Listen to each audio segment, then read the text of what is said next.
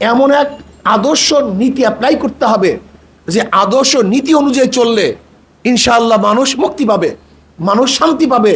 সে আদর্শ হলো ইসলামী আদর্শ, সেই নীতি হলো ইসলামের নীতি।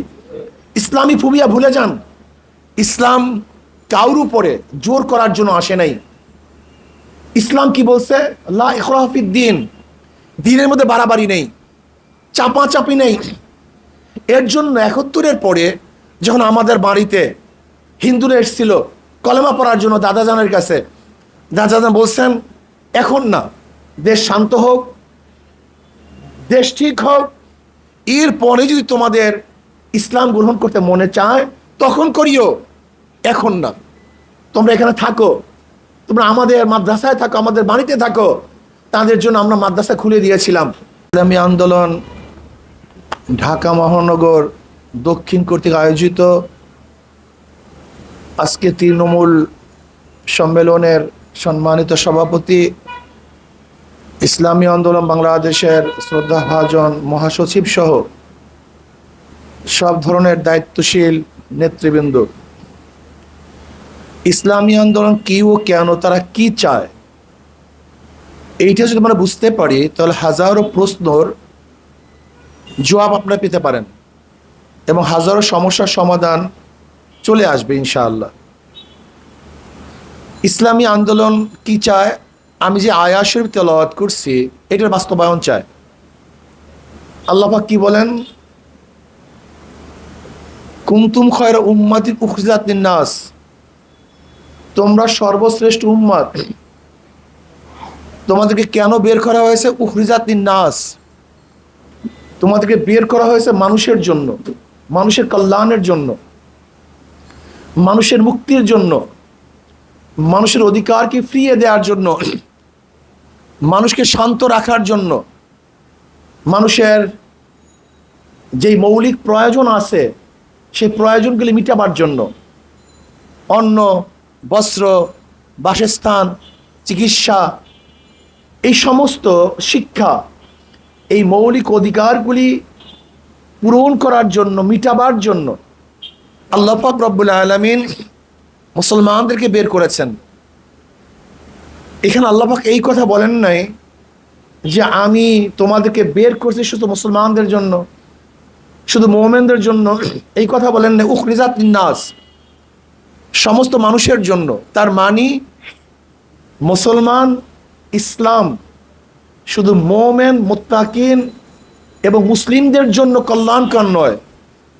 ইসলাম এমন এক আদর্শ, এমন এক নীতি, যে নীতি ও আদর্শ অনুযায়ী চললে প্রত্যেকটা মানুষ শান্তি পাবে, প্রত্যেকটা মানুষ মুক্তি পাবে। শুধু মানুষ নয়, প্রত্যেকটা জানোয়ার সেও মুক্তি পাবে। জনাব মুহাম্মদ রাসূলুল্লাহ সাল্লাল্লাহু আলাইহি ওয়াসাল্লাম এমন এক আদর্শ আমাদের কাছে নিয়ে এসেছেন যে আদর্শগুলির চর্চা আমাদের মধ্যে হয় না। ইসলাম ফোবিয়া পাশ্চাত্যে এমনভাবে আমাদের মধ্যে সৃষ্টি করেছে যে খোদ মুসলমান প্রতি ইসলামের কথা বলতে চায় না, বলতে পারে না। এরা ভাবছে যে ইসলাম যদি একবার চলে আসে তাহলে আমাদের কর্তৃত্ব নেতৃত্ব আর দুনিয়াতে থাকবে না। এখানে বড় সমস্যা হলো গোটা দুনিয়ার মধ্যে আদর্শের যে সংঘাত, এই আদর্শের সংঘাত চলতেছে ইসলাম এবং আদার্স। ওরা ভাবতেছে গোটা দুনিয়া আজকে হোক কালকে হোক ইসলামী আদর্শ আবার সবাই গ্রহণ করবে এবং গোটা দুনিয়া ইসলামিস্টরা দখল করে নিবে। এইটা ওদের ভাবনা, ওদের চিন্তা। এই কারণে ওরা ইসলামের উপর অপবাদ দেয়, ইসলামকে দমন নিপীড়নের যত কৌশল আছে সমস্ত কৌশল ওরা গ্রহণ করে। কিন্তু আমি ওদেরকে বলতে চাই যে তোমরা কি চাও? তোমরাও তো চাও হিউম্যান রাইটস, তোমরা কি চাও? মানুষের অধিকার ফিরিয়ে দিতে চাও, তোমরা মানুষের মুক্তি চাও, কল্যাণ চাও। দুনিয়ার কথা বাদ দেন, আজকে বাংলাদেশে তো ইসলামী আইন অনুযায়ী এই 53 বছর চলে নাই। চলছে কোন আইন অনুযায়ী? ধরেন আমাদের সংবিধানের 4টা মূল নীতি, সেটা কি? জাতীয়তাবাদ, ধর্মনিরপেক্ষবাদ, গণতন্ত্রবাদ, সমাজতন্ত্রবাদ। আমি আমাদের উপস্থিত জনগণকে প্রশ্ন করতে চাই, জনতাকে প্রশ্ন করতে চাই, এই 4 মূল নীতির ভিত্তিতে 53 বছর রাষ্ট্র চলছে, তা থেকে আমরা শান্তি পেয়েছি, মুক্তি পেয়েছি? তাহলে এটা ব্যর্থ, এটা ব্যর্থ। যদি ব্যর্থই না হবে তাহলে বারবার কেন আন্দোলন করেছি, বারবার কেন সংগ্রাম করেছি? 71-এর পরে 75-এ আপনারা কেন এই কাজ করেছিলেন? যে শেখ সাহেব এক সময় এদেশের লিডার ছিল, নেতা ছিল, তার বিরুদ্ধে আপনারা কেন দাঁড়াবেন?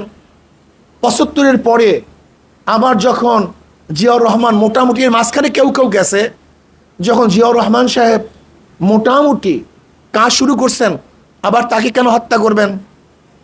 যদি 53 বছরের এই 4 মূলনীতি আপনাদেরকে শান্তি দিতে পারে, তাহলে এরশাদ সাহেবের বিরুদ্ধে কেন আন্দোলন করবেন?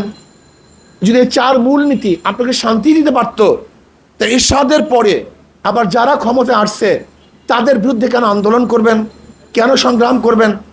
যদি এই 4 মূলনীতি মানুষকে মুক্তি দিতে পারত, শান্তি দিতে পারত, মানুষের আশা এবং আকাঙ্ক্ষা পূর্ণ করতে পারত, তাহলে 2024-এর 5ই আগস্ট আমরা কেন মুক্তি হলাম, কেন দ্বিতীয়বার স্বাধীন হলাম? এর কারণটা কোথায়? এর দ্বারা আমরা বুঝতে পারি নিশ্চিতভাবে যে আদর্শ ভিত্তিতে দেশ চলছে, সে আদর্শ মানুষকে শান্তি দিতে পারে নাই, মুক্তি দিতে পারে নাই। কাজে এমন এক আদর্শ নীতি অ্যাপ্লাই করতে হবে যে আদর্শ নীতি অনুযায়ী চললে ইনশাআল্লাহ মানুষ মুক্তি পাবে, মানুষ শান্তি পাবে। সে আদর্শ হলো ইসলামী আদর্শ, সেই নীতি হলো ইসলামের নীতি। ইসলামী ফুবিয়া ভুলে যান। ইসলাম কাউর উপরে জোর করার জন্য আসে নাই। ইসলাম কি বলছে? লা ইকরাহা ফিদ্দিন, দ্বীনের মধ্যে বাড়াবাড়ি নেই, চাপাচাপি নেই। এর জন্য 71-এর পরে যখন আমাদের বাড়িতে হিন্দুরা এসেছিল কলেমা পড়ার জন্য দাদাজানের কাছে, দাদাজান বলছেন এখন না, দেশ শান্ত হোক, দেশ ঠিক হোক, এরপরে যদি তোমাদের ইসলাম গ্রহণ করতে মনে চায় তখন করিও, এখন না। তোমরা এখানে থাকো, তোমরা আমাদের মাদ্রাসায় থাকো, আমাদের বাড়িতে থাকো। তাদের জন্য আমরা মাদ্রাসা খুলে দিয়েছিলাম। সমস্ত হিন্দুরা মাদ্রাসায় ছিল, তাদের খাওয়ার ব্যবস্থা আমরাই করেছি। এর নাম ইসলাম। ইসলাম জোরাজুরি করে না। যুদ্ধের ময়দান ভিন্ন জিনিস। এখানে আমাদের বিশাল একটা বুঝতে ভুল হয়। এটা যুদ্ধের ময়দান, একটা স্বাভাবিক পরিস্থিতি। যুদ্ধের ময়দানে যে আপনার অ্যাগেনিস্টে চলে আসবে তার বিরুদ্ধে আপনি যুদ্ধ করবেন, কিন্তু যে ব্যক্তি ময়দানে আপনার সাথে লড়তে আসবে না, দেখেন তো ইসলামের মধ্যে তাদের ঘর বাড়ি, তাদের গির্জা, তাদের মন্দির ভাঙ্গার কোনো আইন আছে কিনা, অনুমতি আছে কিনা? কোনো আইন নেই, কোনো অনুমতি নেই।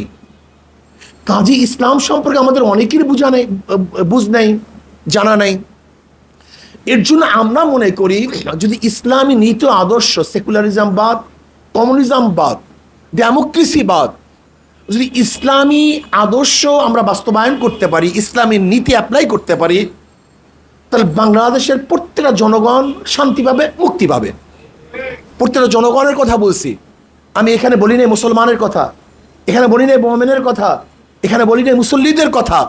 প্রত্যেকটা জনগণ, চাই সে মুসলিম হোক, হিন্দু হোক, খ্রিস্টান হোক, বৌদ্ধ হোক, গরিব হোক, তাঁতি হোক, যেই হোক না কেন, পুরুষ মহিলা, প্রত্যেকের অধিকার তারা ফিরে পাবে।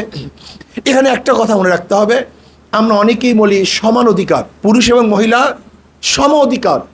এটা ভুল মেসেজ। আমরা সম অধিকার চাই না, ন্যায্য অধিকার চাই। কি চাই ভাই? আমার মাও মহিলা, আমার স্ত্রীও মহিলা, আমার বোনও মহিলা, আমার খালা ফুফি মহিলা, আপনার সমান অধিকার দেন তো।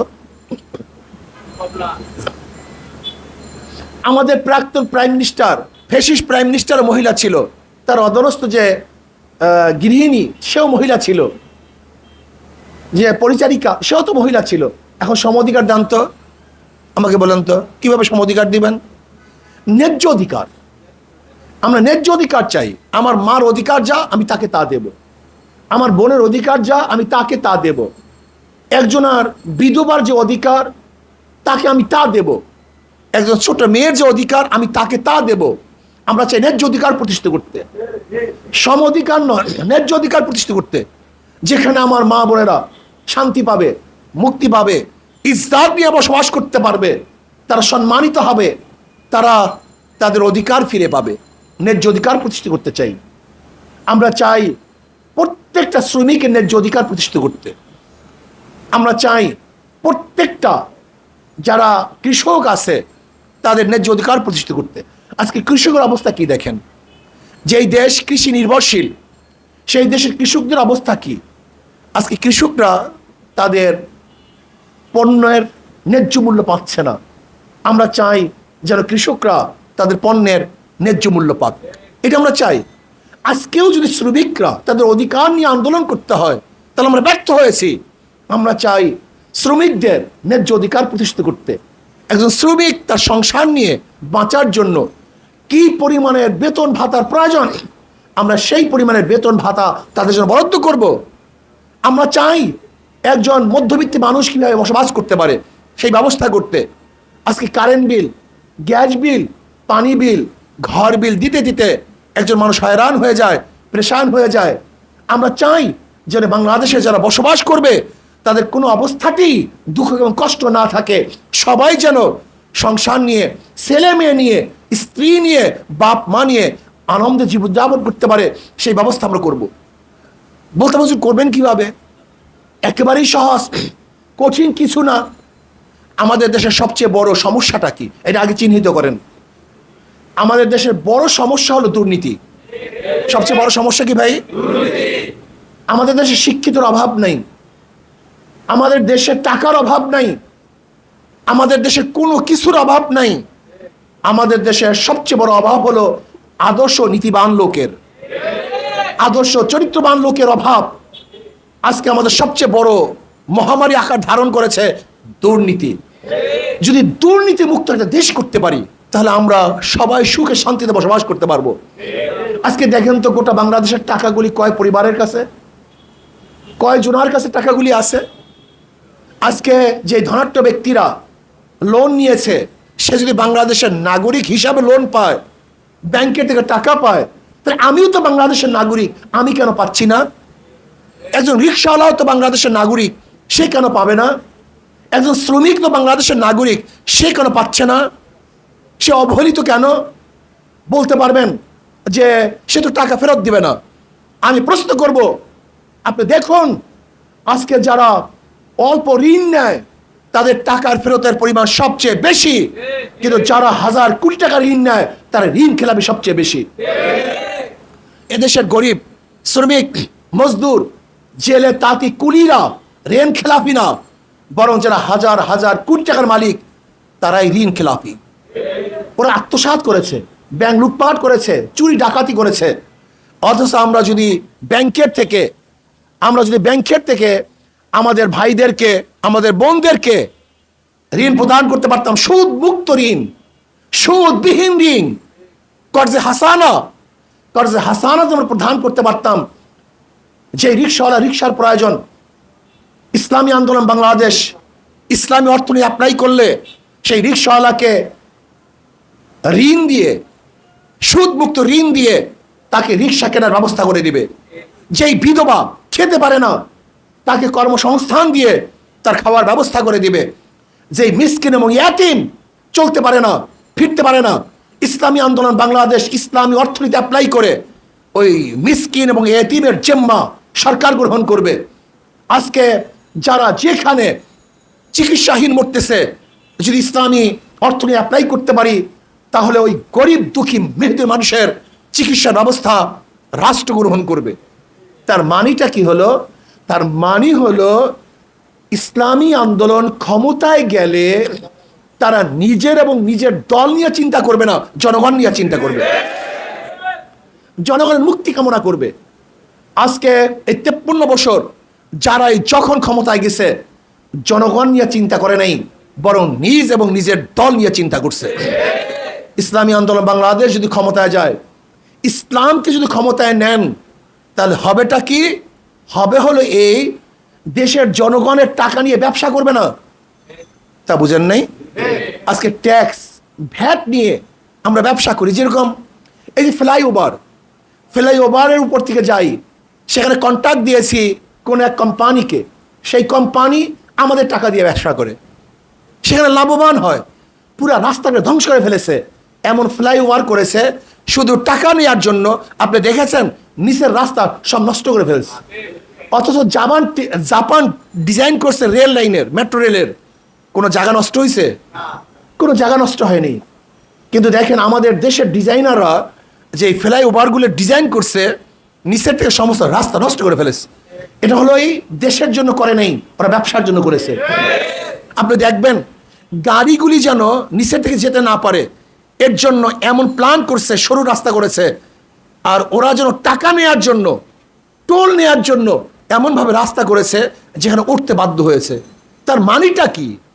তার মানি হলো রাষ্ট্রের প্রত্যেক জায়গায় জনগণের স্বার্থ দেখা হয় নাই, ব্যবসার স্বার্থ দেখা হয়েছে। আপনি দেখুন আজকে বাংলাদেশের সরকারের অধীনে ভালো একটা হসপিটাল নেই, একটা হসপিটাল নেই।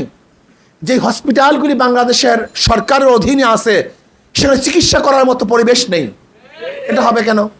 আজকে দেখা যায় যে যেই সমস্ত হসপিটালগুলি পাবলিকের হসপিটাল, ব্যক্তি মালিকানার হসপিটাল, সেই হসপিটালগুলি সুন্দরভাবে চলতেছে, কিন্তু সরকারের অধীনস্থ যে হসপিটাল, সেই হসপিটালে চিকিৎসা করার মতো কোনো পরিবেশ নাই, জায়গা নাই, বোধ গন্ধ আসে, যেখানে যাওয়ার পরে রুগী আরো বেশি রোগাক্রান্ত হয়। এটা হতে দেওয়া যায় না। আজকে কোথায় যাবেন? বন বিভাগে যাবেন, সেখানে বন বিভাগ নয়, বন খ্যাকো বিভাগ।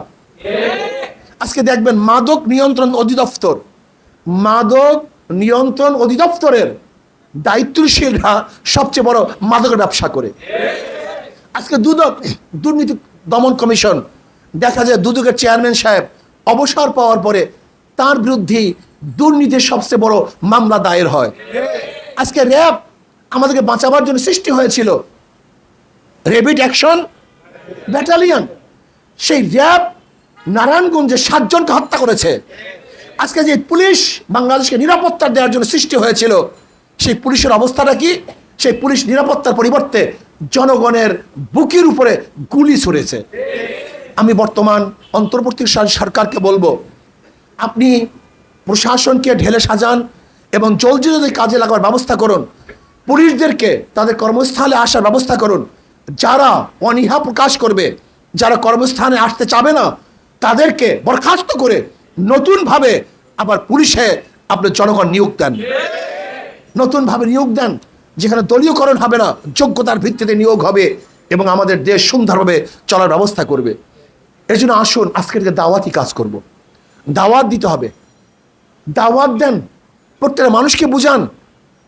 আমি বিশ্বাস করি এই দুর্নীতিযুক্ত রাজনীতির কারণে, আজকে গান্দা রাজনীতির কারণে হাজারো ভালো মানুষ রাজনীতিতে আসতে চায় না। আপনি তাদেরকে বুঝান, আপনার মতো ভালো মানুষ যদি দূরে থাকে তাহলে গান্দা পরিবেশ যাবে না। যখন আপনার মতো ভালো মানুষ রাজনীতিতে আসবে তখন গান্দা পরিবেশ আর থাকবে না। এর জন্য হাজারো ভালো মানুষ আছে, তাদের কাছে চলে যান, তাদেরকে দাওয়াত দেন, প্রত্যেকটা মানুষের কাছে দাওয়াত দেন, পুরুষ মহিলা সবার কাছে দাওয়াত দেন। আসি ইসলাম কায়েম করি, ইসলাম হুকুমাত বাস্তবায়ন করি, তাহলে এদেশের মানুষ মুক্তি পাবে, শান্তি পাবে। আল্লাহ আমাকে এবং আমাদের সবাইকে ইসলাম অনুযায়ী নিজেকে এবং রাষ্ট্র গঠন করার তৌফিক দান করেন। আর সবচেয়ে বড় কথা হলো, শেষ কথা হলো এই, সাদাকে সাদা বলতে হবে, কালোকে কালো বলতে হবে, রাতকে রাত বলতে হবে, দিনকে দিন বলতে হবে। যদি আমি অন্যায় করি আমার বিরুদ্ধে কথা বলতে হবে, আর আমার দুশ্মনও যদি ভালো কাজ করে তার পক্ষে কথা বলতে হবে। এই নীতি আদর্শ নিয়ে যদি আমরা চলতে পারি তাহলে ইনশাআল্লাহ এদেশ বিনির্মিত হবে এবং এদেশ শান্তি হবে। আল্লাহ আমাকেও আমাদের সবাইকে কবুল করে নেন। আগামী 13 সেপ্টেম্বর 2024 বাদ জুমা বাইতুল মোকাররম উত্তর গেট থেকে ইনশাআল্লাহ ফিলিস্তিনের পক্ষে ইনশাআল্লাহ গণমিছিল হবে।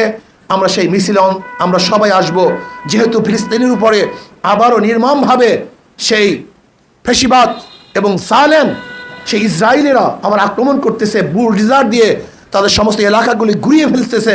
কাজে তার বিরুদ্ধে আমরা ইনশাআল্লাহ 13 সেপ্টেম্বর 2024 বাদ জুমা বাইতুল মোকাররমের উত্তর গেট থেকে ইনশাআল্লাহ আমরা মিছিল করব। আল্লাহ কবুল করলে ইনশাআল্লাহ আমি সেখানে থাকবো। আল্লাহ আমাকে আমাদের সবাইকে কবুল করে নেন। আল্লাহ